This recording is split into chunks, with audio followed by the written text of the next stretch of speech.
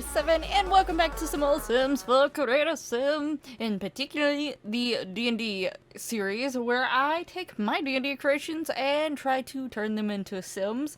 I have drawn out all of my characters, and the drawing is what I'm using to try and create the character from. I do put the drawing up on the screen for you for a little bit in the beginning so that you could see what I'm using to guide from. So, with that being said, let's talk about the current character that is being created, which is going to be my Saytr, which is Agitha. Now, my boyfriend gave me a weird look and reacted really strangely when I said that that was her name. I'm sorry. I don't mind that name, and she's technically named after a Legend of Zelda character, so so yeah, but I did write down the name in my little name book. I have literally a book of names, and I add to it all the time, just for Sims-related things, and I've meant to post about it, that I have it, that if you ever need a name, just feel free to ask. You can message me on Twitter or whatever, or down in the comments. I have female, male, and unisex names. My unisex list is not grown too much, because I was focusing on I started with putting a whole bunch of female names to start with, and then a whole bunch of male names, and I'm working on adding more and more unisex names. I've been adding to it as I go a little bit here and there, but yeah, anyway, that's besides the point. That's not, but yeah, you can feel free to ask if you need a name for Sims. That is specifically, that book is for, like, anytime I create characters for any game or any situation, so, like, my D&D characters. So, yeah. But she is, as I said, a Saytr as far as her D&D stuff. She is a bard, and her subclass is the College of Glamour. And honestly, her main goal is basically to have fun and spread joy, which is sort of what Saytrs are known for, but she didn't start out that way. She sort of had a slightly more glum look on life at first, and she was just like, she couldn't understand why everyone around her always was like being silly and being slightly mischievous, having fun, partying, and stuff like that. She couldn't really fully relate and didn't understand why, because a lot of times, you know, even if, like, from travelers walking by wherever she was, she would hear stories about things that were going on that was like, man, this is happening, like, why are we celebrating all the time when there's, like, this stuff happening around us? But eventually, one day, she realized, like, everyone, like, the other people around her may not have the same reason as her to try and be happy and to just live life and have fun. But at some point, she did come to a realization that it was like, me just doing this and acting like this and looking at the negatives all the time is just making my life worse. So I should think about it in a different way. And she started thinking more like, yeah, there's this bad stuff going on. All the more reason to try to enjoy your life and do things that you want to do and see things and not hold yourself back, because you don't know when those bad things might come towards your way, and something might happen. So that is her particular reason why she started wanting to have joy and spread joy and have fun and stuff like that. But she definitely wanted to travel. She didn't just want to stay in the same place and party constantly with the same people sort of situation. Like, she wanted to go out. She wanted the adventure. She wanted to learn from other people, but also have people learn from her. So, you know, she has one of my more simpler stories in a way. Sometimes the simple ones are the good ones. With her, one of the things that I definitely wanted to keep in mind if I ever get a chance to play her as, like, in a D&D campaign, or if I was to ever attempt to DM and I put her in a world, which most of these characters probably would go into my world if I ever DM'd, I would have different areas where you could potentially encounter them and stuff, and obviously depending on what the party does and things like that, you may not encounter them for a really long time, or you may not encounter him the first way I intended it to, but yeah, I would have, like, a whole thing, like, set up ready. Most of these characters would somehow be in the campaign. But anyway, what I was trying to say is that I definitely would every once in a while have, like, her old personality sneak through every once in a while, just because, you know, give her more, like, what is the word that I'm trying to think of? A more well-rounded character in a way. Like, she still has these flaws and stuff like that. She's just not constantly fun, giddy, silly, childish, free-spirited.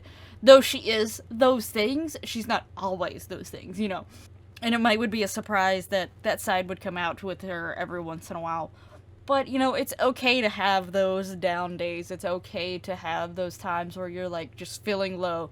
Like, that's just part of having emotions and having a thought process and a, like, you know, just feelings in general. So, that's sort of how I want her to represent. That even though she sometimes can look at things in a negative way, she has been able to get her to this point to where she is free-spirited and fun-loving, and she wants to try to bring that to others because she realizes that there's probably others out there like her who potentially looked at things more in a negative way more often. So if she can somehow spread joy to them and make them a little bit more happy, even if it's just for a temporary moment, then she's happy.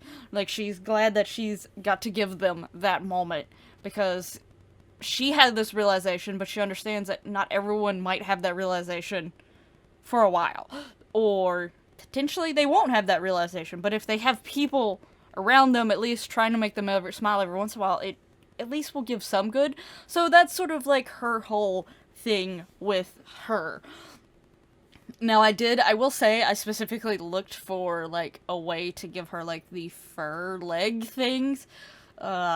And I think there's a few different options, and you can add, like, the hooves, you can add the little tail and everything, which is fun. The thing about them is that you have to find bottoms that fit with them, because some of the bottoms don't work with them, and with, like, how I had her dressed and stuff like that, I wanted more of, like, a shorts sort of situation, or, like, a smaller skirt, just because, you know, she has fur all over her legs, and I imagine, you know, they don't really care as much.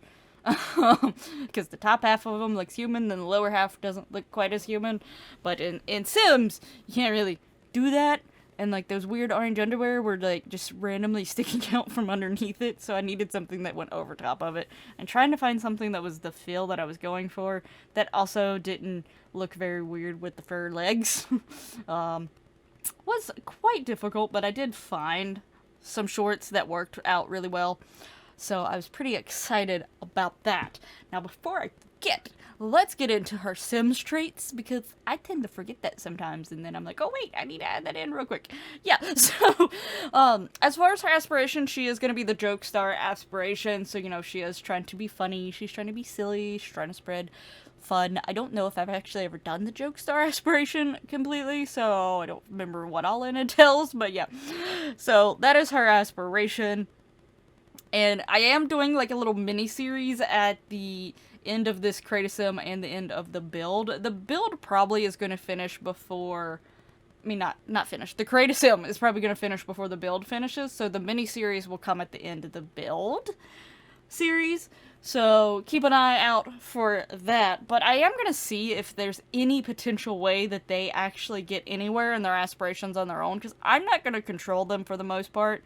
Like, the most controlling I would do is to try to make sure they're not in certain rooms, or, you know, like, they need to be in certain rooms because they've rolled a really low number and they really can only be in their bedroom, so I need them to get into their bedrooms now. Or, like, you know, I'm not going to be mean. If their bladder gets really low, I'll unlock the door temporarily for them to go straight to the bathroom and straight back sort of situation. And also to make sure to feed the cat, but I also think that every once in a while I might do their whims. I'll let their whims stay up, and if it seems like something, like, interesting or something maybe they would do, I'll every once in a while do the whim. But for the most part, I'm gonna let them just do whatever they want to do and see what happens. So, yeah, I'm intrigued to see if they will actually somehow... they probably, none of them will probably complete their aspirations, especially since some of them I think are job reliant on completing said aspirations, but to see if they even get very far at all, like, will any of them even get halfway through the first milestone situation? So I'm intrigued to see that. But now, on to her traits. So obviously, in The Sims, you can only have 3 traits. There's a mod that I will be using to have 5, and last time I checked, it is good to go still. So I should be fine. So yeah, her 5 traits will be cheerful, goofball, loves outdoors, childish, and good. If for some reason that mod doesn't work for me, or it's not updated or whatever, I will focus on cheerful, goofball, and loves outdoors for her. But I really want to give them more traits just because, like, I know the traits technically don't affect them as much as I wish they would for the Sims, but it does affect a few things ever so slightly. So I want to try to have as much of an effect on them that it might instill them to do certain things autonomously more likely by giving them more traits. I figure the more traits they have, the higher chance of them doing some random autonomous stuff. So hopefully, I've also given them likes and dislikes, so hopefully that affects them somewhat. I have MCC, I have Slice of Life, I have the chemistry thing, I have Wonderful Whims, and I think I recently added something else, and I can't remember what it was. I think it was First Impressions. I think that's what I added recently. So yeah, I am trying to get things to where they, like, whoo, it really sort of has a chance to have some interesting drama, hopefully. I'm sure there will be chaos no matter what. There's gonna be 30-some Sims in one household, so yeah, there's probably gonna be chaos. So, yeah. Anyway, you definitely seeing, what? Words. You are 100% sure seeing the screenshots by now. Let me know down in the comments below how you thought of Agitha. Do you really like her? Is she one of your favorites? I actually really like how she turned out. I think she's actually really adorable. So I was pretty excited to see the end results. There was a point in the creation process where I got excited, and then I was like, I don't know how this is gonna work, and then I went back to, yeah, I love her. But yeah, so I hope you liked her. If so, hit that lovely like button, subscribe so that you don't miss out on more Create a Sims, as well as the build series and the mini series coming at the end of this. And you know, all that lovely YouTube goodiness. But for now, I will be ending the video, and hopefully I will see you in the next one. Until then, bye bye!